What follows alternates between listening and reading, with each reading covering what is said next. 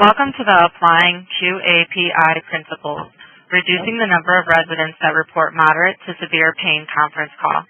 My name is Karen, and I will be your operator for today's call. At this time, all participants are in a listen-only mode. Later, we will conduct a question-and-answer session. Please note that this conference is being recorded. I will now turn the call over to Emily Nelson. Emily, you may begin. All right, thank you for joining us today for our webinar, Applying QAPI Principles, Reducing the Number of Residents Who Report Moderate to Severe Pain. My name is Emily Nelson, and I work with Medistar and the Lake Superior Quality Innovation Network. The objectives of today's presentation are to learn how a nursing home team used QAPI principles to address the pain QMs, to identify strategies to reduce the number of residents reporting moderate to severe pain, and lastly, to apply QAPI principles to the implementation of a performance improvement project. Today's presenter is Lauren Hartleb. Lauren is the Director of Quality Assurance and Risk Management for Oakwood Lutheran Homes in Madison, Wisconsin. Lauren joined the Oakwood team in February of 2015. She has 7 years of experience in long-term care focused in leadership within many different roles, including Director of Nursing, MDS Coordinator, Infection Control Staff Development Coordinator, and Unit Supervisor of a high acuity unit. Lauren is a graduate of the Leading Age Wisconsin Leadership Academy, a registered nurse, a certified wound care nurse, and a certified long-term care clinician. Lauren focuses her time and efforts on providing a systemic approach to areas of improvement and looks for ways to create efficiencies for caregivers to spend time with residents who reside at her 2 nursing facilities. I will now turn the webinar over to Lauren. Thank you, Emily. So, at Oakwood in Madison, we were flagging high in our quality measures, and these were consistently high over the past quarters for the state and national averages. And using the quality measures, we use that data to look at areas we can improve on, and so that's why our team's focused on pain. We first started the QAPI principles back in March officially, where we developed a streamlined action plan and charter process that we were going to implement organizational-wide whenever we had a QAPI project. And so starting with pain and using that information, we looked at the CASPR report and looked at back data as to how can we better ourselves in this area.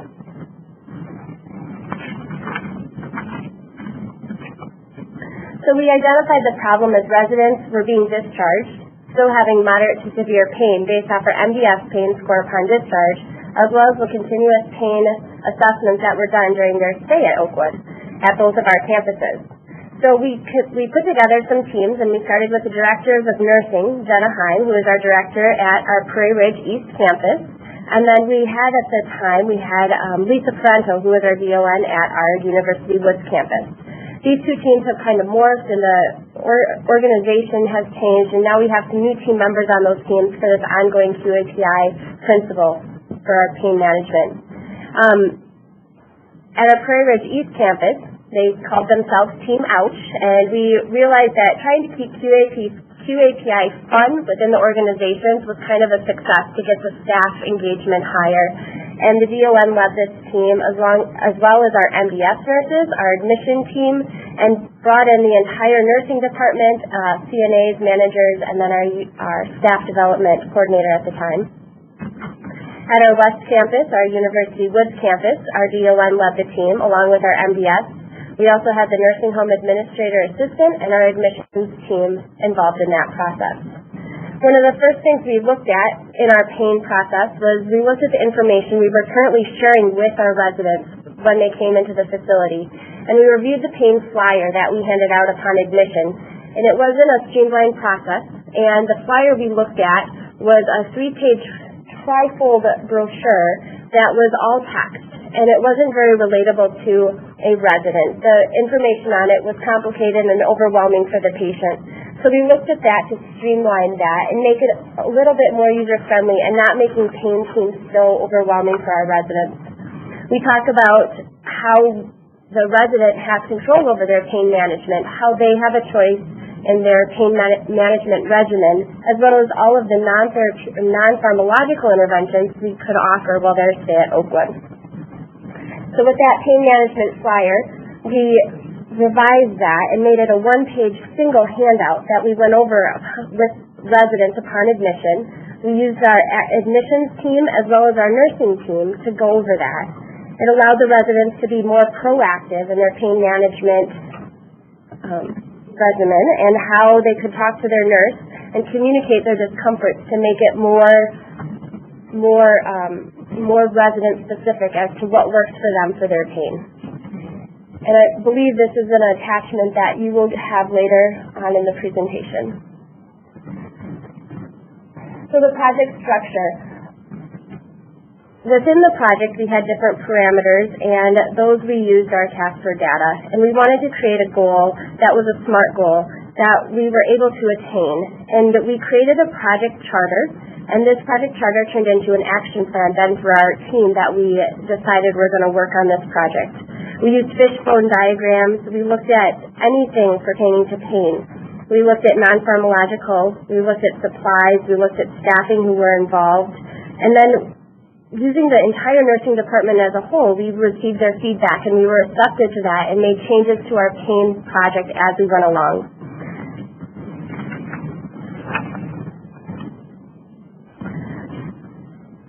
Getting staff buy-in. Now that's difficult with any QAPI project that you're going to be implementing because change is hard. It doesn't matter what organization you're in, change is always hard. And some of the success stories that we kind of had within our QAPI was making it fun and trying to get staff engaged and empowered to have change and impact on what we were going to be implementing.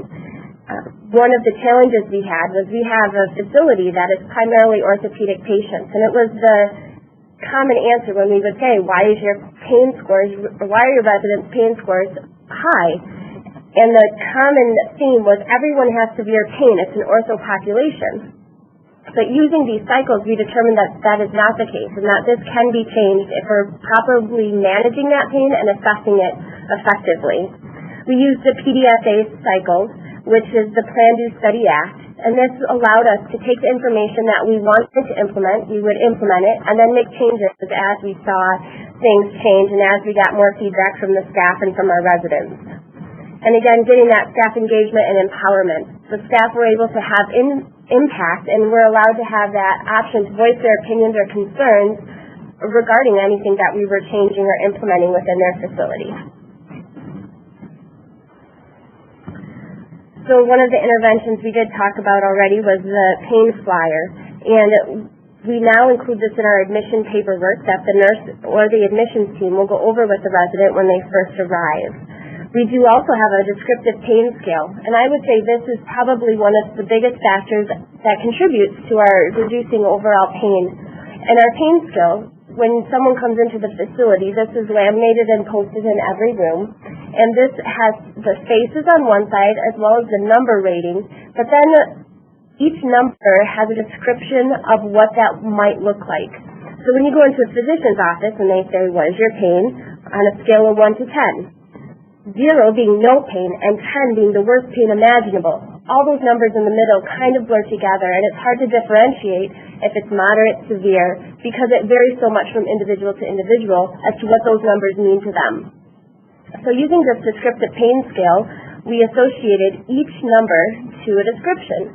So it not only had like a number 3 says uncomfortable, and then the description next to that says, my pain bothers me, but I can ignore it most of the time.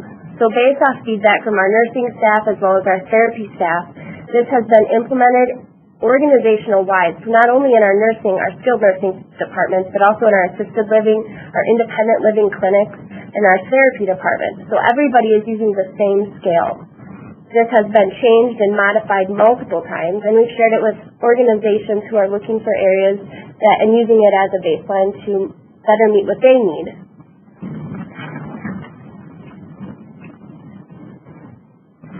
So when we looked at this descriptive pain scale, this is a picture of what it looks like. We went through, and when someone is admitted into the facility, we go over their pain scale, and we tell them exactly what this is and how they can use it. So that way we will, everybody's on the same page about what type of pain they're experiencing and how we can change their pain medication regimen or non-therapeutic, non-pharmacological pain interventions to better meet their pain needs.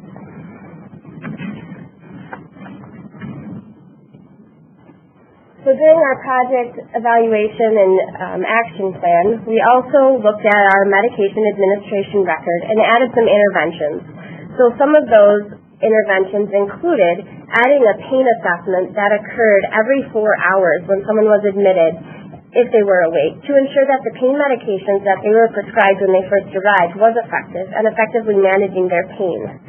We educated our staff, including CNAs, on all non-pharmacological pain interventions that they could offer, including the ice packs with the standing orders, or repositioning with pillows to make them more comfortable, or using distractions such as music or TV or magazines.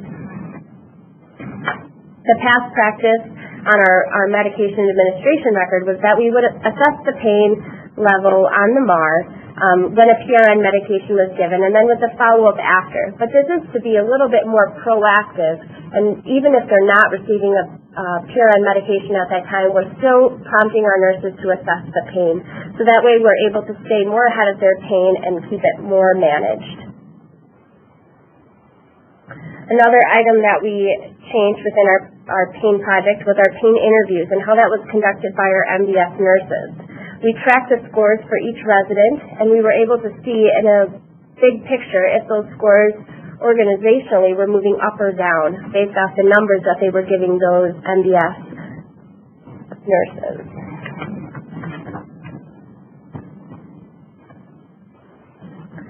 Another intervention we used was we had paper pain assessments.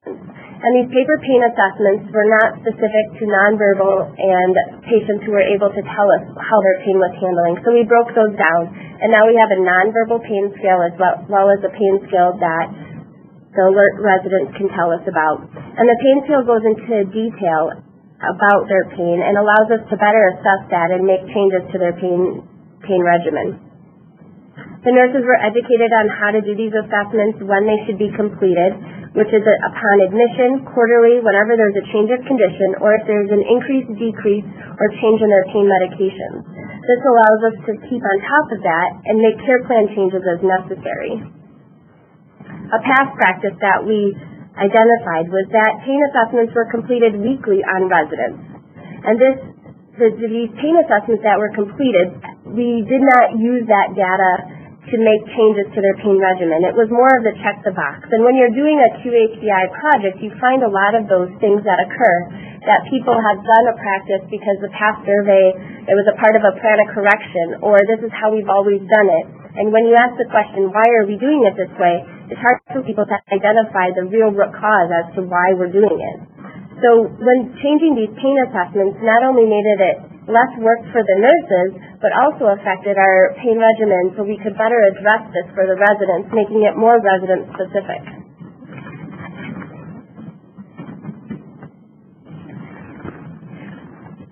Another intervention that we identified was that a discharge pain questionnaire. We were not following up with residents regarding their pain upon discharge. We noted per our MDS that we were having residents scoring moderate to severe pain upon discharge, and we do not want to send people home if they're having this type of pain, leading to readmissions or potentially unable to manage that pain at home and taking medications that aren't prescribed. So this allowed for us to identify pain issues at discharge and make changes to their pain regimen prior to going home to promote better patient success once they were in the community. We hand these out during care conferences or by our nurses before discharge. The director of nursing was reviewing these pain discharge questionnaires and making changes or following up with that resident if needed.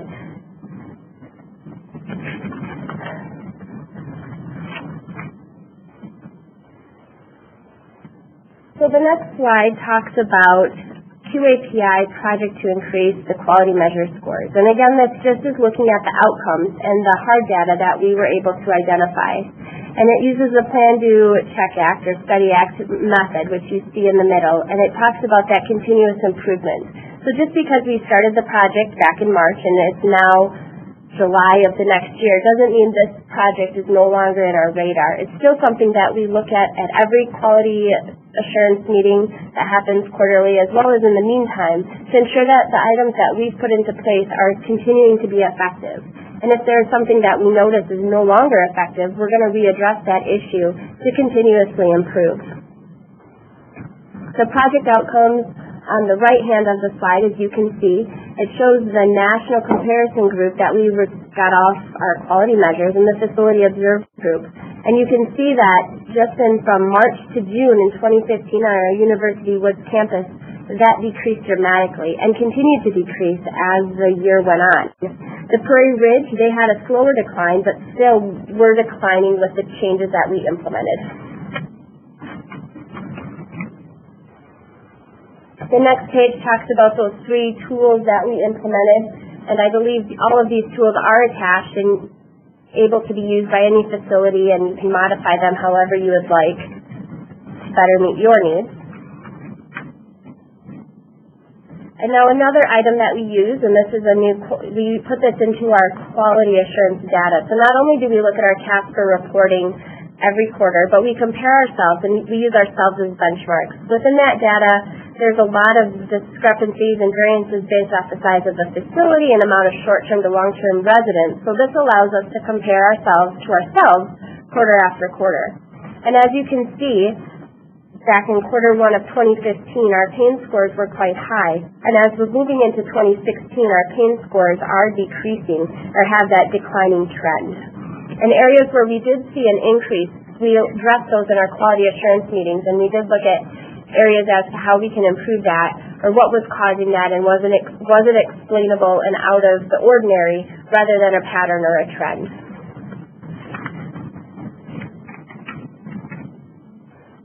What we've learned from the projects, and I think just QAPI projects in general, is that if you get your staff involved in the project and you empower them and give them confidence to make decisions in that project, they will start creating QAPI projects without your support from a corporate standpoint or from the direct leadership standpoint. They will start coming up with ideas on their own and wanting to get involved and wanting to make change. And the culture change is difficult, but I think it's possible within any organization with the right styles of leadership. And using our CASPR reporting, we're using QAPI to make our decisions, and we're using data to drive those QAPI projects as an organization to watch the improvement. And I think talking about your projects and making them fun. We recently had another QAPI project at Oakwood that was featured on the news, and that's regarding alarm reduction. And so it was called the Quiet Quail. And so I think the director of nursing, Jenna, who implemented that project, did it the right way and made it a big deal and got the staff excited about it, introduced it with an ice cream social. And so allowing the organization from a resident standpoint, family standpoint, and staff standpoint, if it becomes a big deal to them, it becomes a big deal to the organization, and you will see the most amount of change in the shortest amount of time. I think some pearls that we did identify during QAPI projects at Oakwood is that you can't assume that people understand how to do root cause analysis or that they understand the QAPI principle or that they understand how to implement projects. I think it's important that you assess each leader's comfortability within that project, and allowing them too much freedom within a project isn't necessarily a good thing, but identifying them and meeting them where they're at so they can be successful with whatever project they're trying to implement. Thanks so much for sharing your story, Lauren. Implementing quality improvement in your nursing home works best if your home has a culture of quality that supports continuous quality improvement. Please refer to the CMS National Nursing Home Quality Care Collaborative Change Package that offers strategies your team can implement to develop and enhance your quality culture. One of the strategies of high-performing nursing homes found in the change package is to nourish teamwork and communication. Teamwork and communication among staff and between staff and residents is nourished by disseminating information in a complete, consistent, and timely manner. Strong communication links people and builds relationships between staff and residents. High-functioning teams respect one another and work interdependently towards common goals. Karen, now if you could open up the lines for the sharing portion of the call. Thank you. All lines are now currently open and interactive. Thanks so much. Hello, can I ask you a question? But I'm watching a webinar on Thursday. If you're not asking a question, if you could just put your phone on mute. Hi there, can you hear me? Absolutely, yep. I have not been able to identify where this handout was that we were watching, the PowerPoint, and then also the attachments that were offered. Can you tell us how to get to them? Absolutely. So if you scroll up in the chat box on the right side of the WebEx, you'll find a link to the handouts. On that page will also be the pain scale and the pain questionnaire that Lauren referred to for the residents. I never would have thought to go there. That's okay. We did have a couple nursing homes, I believe, that either Wisconsin, Minnesota, or Michigan Quinn QIOs had reached out to for sharing some of their successes or barriers related to pain. And if those folks want to join in the discussion at this time, that would be great.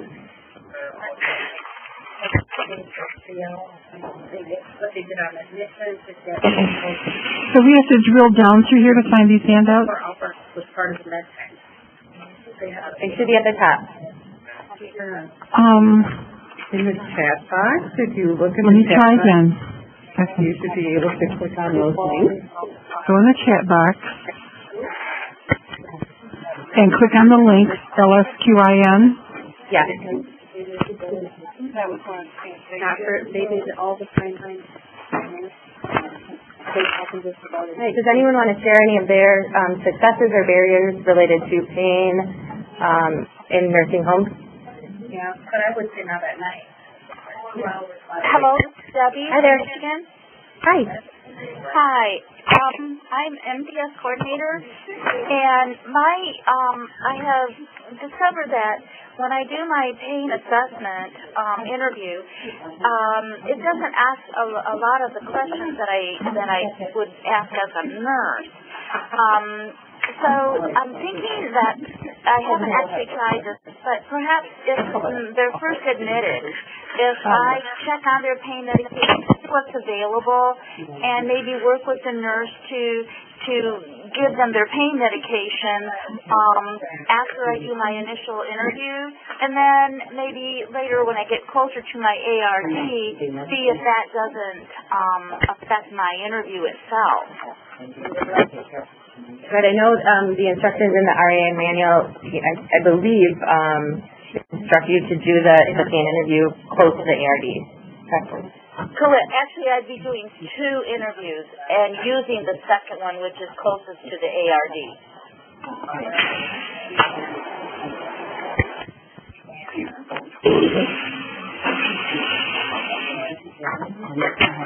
Yeah, because I believe the question on section J is referring to the pain in the last 5 days. That would make sense.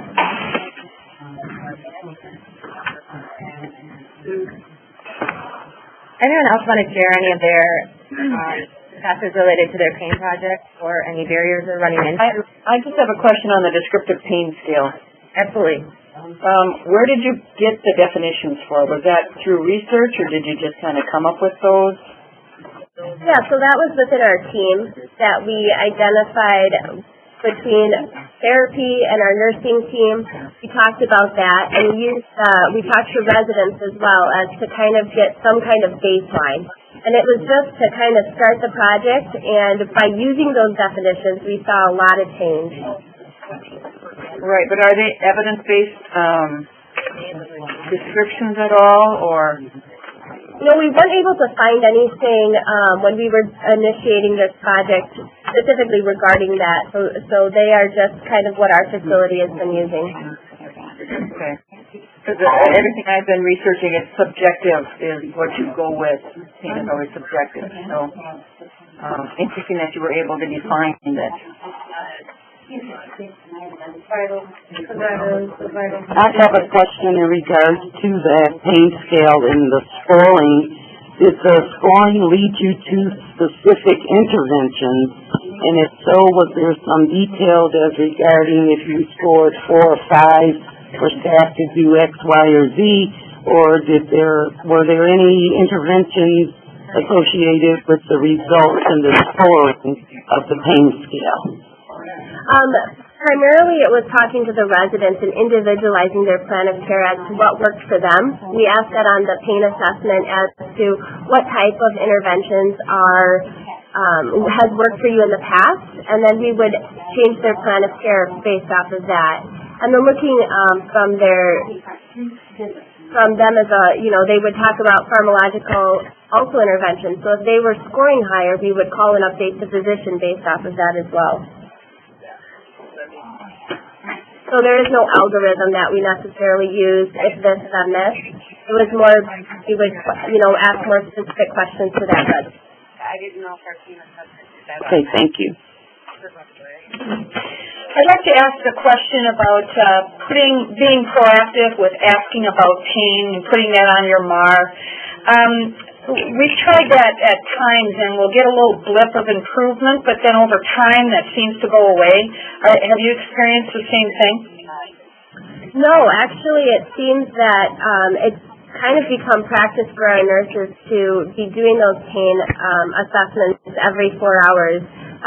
If a resident is not having pain, we can discontinue that off the MAR as like a nursing order because it's just nursing. But it's still something that prompts them to be just more aware of that. And I think because of the continual monitoring and because of the kind of the DON's involvement in the project, it allows them to kind of talk about it during meetings as well as monitoring that as a whole. So just a quick follow-up question to that. So you actually end up individualizing it at some point in time, so it's not every 4 hours and everybody all the time. Correct. Thank you.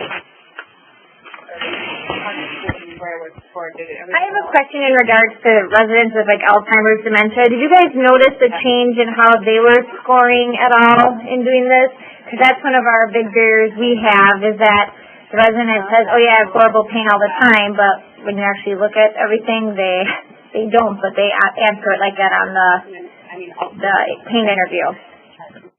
Yeah, so like I said, we did create a differentiate between our verbal and nonverbal pain assessments, and we use that for the residents who are nonverbal and unable to say that. Our dementia population isn't very high in our buildings, so this was primarily geared towards our orthopedic and short-term pain management.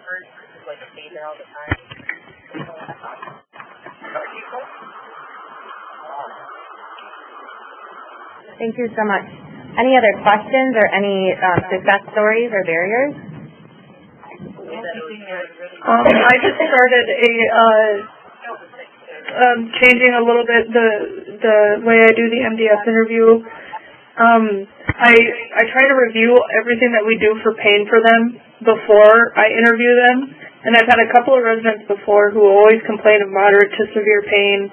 And I've actually gotten them, because if I go over all their pain medications before I do the MDS interview and I say, are these medications effective, they'll say yes or no. It seems like I get a little more truthful answer about their pain, because now they're realizing that they're getting these medications and topical stuff for pain, and it's actually helping them,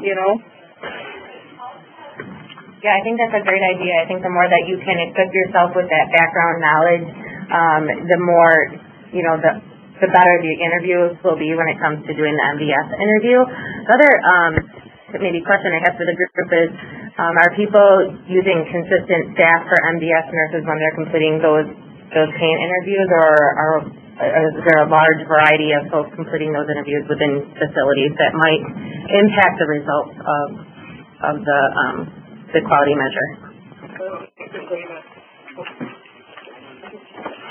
We just changed it to where only the MDS nurse does the pain interviews now, but we're a smaller facility. And that was one of them. And at Oakwood, too, that was one of the interventions we did. We were having nurses complete the pain assessments, and then we changed that for the MDS to just have consistent MDS people completing those. I noticed that you said that you were going to look at your data more often. Could you just elaborate a little bit on how effective topping data was for your staff? So we primarily looked at the data within the group and then as well as in our QA meetings, and then we were able to talk about that with the staff, maybe not so much specifically talking the data, but letting them know that what they were doing was effective and that it was changing our numbers. We were able to show that to the staff. We had a big celebration of our QAPI project last December, and we were able to share with our board members, our staff, residents, the impact that this had on them as a whole. I have a question. Once you started implementing this, and you guys met as a team and implemented on the floors, how long did it take to really see a difference in a decline in the moderate to severe in your residents? Yeah, so I'm just going to refer back to the slide here. So the biggest decline occurred between, I would say, quarter one and quarter two for our one campus, and quarter one and quarter four for our other campus. So it kind of varied from campus to campus. One campus implemented things more quicker than the other campus, but I say that the trend overall was probably, I would say, 3 to 6 months. We saw a big difference in our pain once all items were implemented.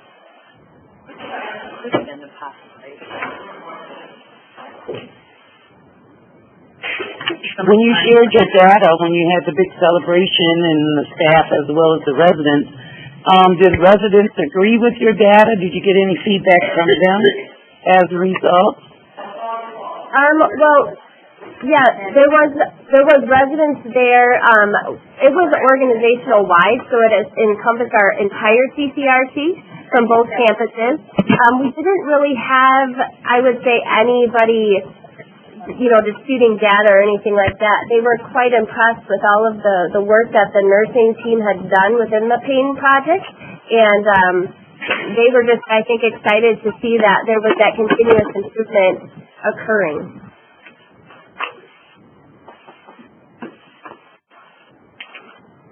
Thank you so much. Can anyone share any innovative non-pharmacological interventions that they might be implementing at this time or might be thinking about implementing? I have a question, a comment on that. We have, I'm calling from a facility in Michigan, and we use the Never Too Late system. I don't know if anyone's ever heard of that. Can you tell us a little bit? It has a lot of internet stuff, movies, old movies. We had one patient who, and it was more related to falls, and she loved watching Dirty Dancing, so after dinner we just kept Dirty Dancing on this system, and she just enjoyed it so much. It was almost, we were almost sad when she left, because it was just, we watched Dirty Dancing like 6 hours a day. It's a good movie. It was. It is. So it was a good non-pharmacological intervention. Not what? But like more for the whole. Keeping that bracket.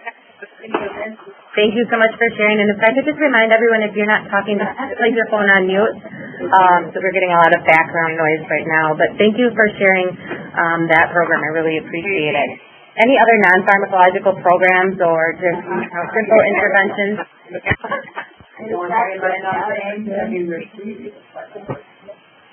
that anyone would like to share? Any questions for Lauren? Lauren, I'm interested in your discharge questionnaire. I know that a lot of facilities have post-acute care units, and I know you said something about having a lot of people with orthopedic conditions coming in, and that's a hard population to manage sometimes with pain control. Can you talk about this process of asking them prior to discharge and what you actually did, and interventions you have changed, and how that worked and how they received that? Thank you. So within our discharge questionnaire, we did ask different questions, and we gave it to them and allowed them to fill it out on their own time. We didn't feel like having them fill it out during the care conference was necessarily effective. We tried that, and people just took it back to their rooms with them. But we gave it to them to take back, and it made it more of a option. We wanted them to fill this out. We want to continue to get better. And it asked questions I'll just read you what the questions were. It's very small. It said, did a member of our staff speak with you about your pain, and you may have experienced and review the various pain management options Oakwood has to offer. So it used that information then to do education with our admitting staff to make sure that we were following through with what we said we were going to be doing. The second question was, did you receive any pain interventions during your stay? And it talks about medications, ice packs, heating packs, therapy service such as ultrasound or diathermy. And this allowed for us then to educate staff and talk to the therapy department if something wasn't done and they would have wished they had it. Did a staff member follow up with you regarding your pain after you received a pain intervention? And just basically the discharge questionnaire was to look at it from how to improve the system as a whole. This person would already be leaving at this point. And so change things for them specifically, it wasn't geared towards that. It was looking at the process of pain management and how can we change it for the next resident.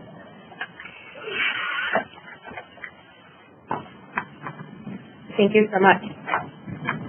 Any other questions for Lauren? Does anybody use essential oils as a non-pharmacological option? At Oakwood we do. Do you think that they're effective? I would say, we use them for sleep, and there's a sandalwood and this lemon balm or something that our therapy or activity life enrichment team uses, and that's to assist with the falls. Specifically for pain, I would say, using them for the insomnia kind of intervention, I would say that it probably has a holistic approach and can probably affect more than one area. I don't really have specific data that the essential oils, at least from Oakwood, that we're seeing affects pain, but I know that it has positive effects on other systems. Registered oils and pain. Hanoi.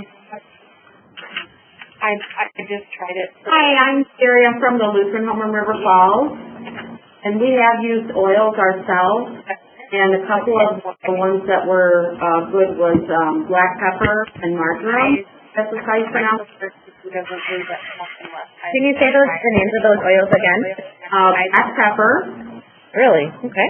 Marjoram, MARGJORAM, I think. Okay. Also ginger. But I tried it, and I put it on my son for a headache, and it helped his headache. Thank you so much for sharing. Anyone else using oils or any other non-pharmacological things for pain? But I was like, it really did work. Panaway. We at one point, this is Jenny, I'm from Christian Community Home in Hudson, we at one point had a volunteer come in and doing healing touch. And it seemed to work, but he was an older gentleman and it got to be too much for him. But it seemed to work for a few of the residents that he did it with.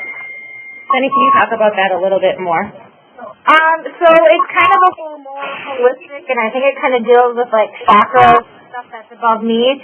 But it's kind of would dim the lights in the room. I think he would put on like some relaxing music, and he wouldn't physically touch the people, but he would like move his hands over them, and it help with chronic pain.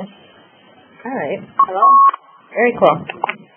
Thank you so much for sharing. We appreciate that. Anyone else have anything to share or questions? I would like to know the little too late system that somebody mentioned. Is that, is little and then TOO late? How do we find that? I think it was never too late. Oh, never too late. I believe so. And is the person still on that shared that intervention? I feel like some's going dead, doesn't it? I'm sorry, I don't think that person's on anymore. Okay, I'm not the well, person that shared that, but I did just Google it while we were talking, and what I had found is it's never the number 2 and then late. Okay, good to know. Okay. Thank you. Thank you.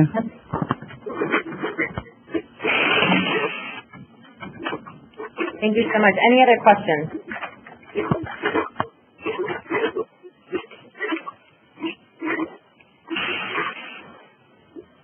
right, well, thank you so much, Lauren, for joining us today and sharing your project with us. Very, very helpful. If we could now have Jennifer bring up the evaluation for everyone to complete before they log off. Thank you. You'll see that at this time in the chat for the polling screen. So please complete that. I have one quick question. Sure. This is Stacy. I'm calling from Essential Health in Detroit Lakes. When you have on the MAR to assess or follow up with a resident or patient, what exactly are the nurses asking, or how are they going about that interview? Are they actually assessing their pain using the scale? Yes. Yep. They're using the numeric pain scale to see if the pain medication was effective, or they're using the pain assessment that's in our EHR. Okay.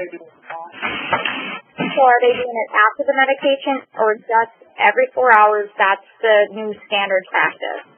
That was the new standard, to do every 4 hours. Now, as the project has evolved, we've modified that for residents based off their pain needs.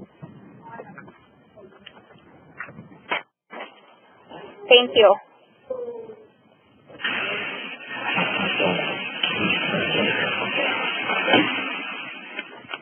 Any other questions?